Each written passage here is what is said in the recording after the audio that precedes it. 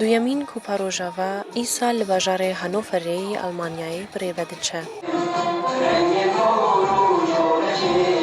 تیمên Ceferîn, Kobanî, Qamişlo û cara yekem hesekê jî têde hevrikiyê dikin. Li gel yariyên futbolê, muzîk, govenên folklorî û bernameyeke çandî jî hebûn. Li gor gotina rêkxerên çalakiyê, di nava rojê de heta 9,000 kes beşdarî çalakiyê bûn. Armanca me got em Kupa Kurdistanê çêkin. Erê dewleta me tune ye, lê wek dibêjim kana min rêya futbolê xwe xuya min alemê tev dere. Em dibînin alem hewdar bêtir dibe. Tanzî rêxistin da hewdar bêtir dibe. Em salê şûn 3 tîm bûn, hîsal em 4 tîm bûn. Li gorî sala çûyî, îsal şampiyonî mezintir bûye. Ji ber ku tîma Hesekê jî lê zêde bûye û gelek lîstik van jî di asteke bilind a werzişê de çalakin.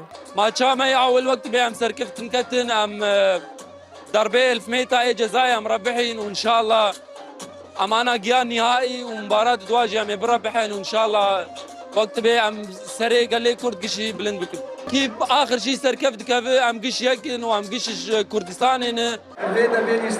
Ji ber vê yekê ji bo gelek mêvanan ne tenê pêşbirka werzişî giring e. Kupa Rojava di heman demê de cihê hevdîtinê ye ku civaka Kurd lê dicive. Ez îro di Kupa Rojava da beşdar me ji ber ku bergiş ez Rojavayî me, Kurdistanî me. Ez bawerim hebûna min gelek giring e wek endamek ji Kurdistanê. Ji bo piştgiriya Kurdistanê ji bo kêfxweşiyê ez gelek kêfxweş im ku em di rewşên wisa da jî dicivin.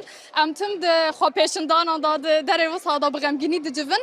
Kêfxweşî li me tê, min jî xwast ez hebim. Di fînalê de hêviya tîma Hesekê bû rastî û ew bi awayekî eşkere bi ser tîma Efrînê ket. Bi encama 4-0 tîma Hesekê Kupa Rojavaya sala 2026 bi dest xist.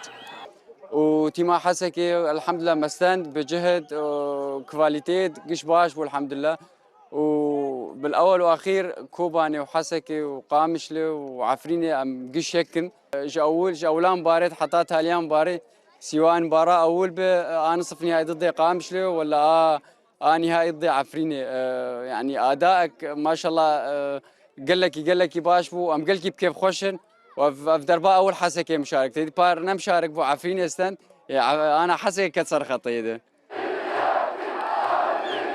طويل العمر جي بخەلاتکردنا تیما سەرکەفتی شامپیۆنیە ڕۆژاوا ئیسال جی بەداوی بوو کش بوو بە هەزاران بەشدار ڕۆژێکە تژی هەفگرتن چاند و یەک رێزی بوو.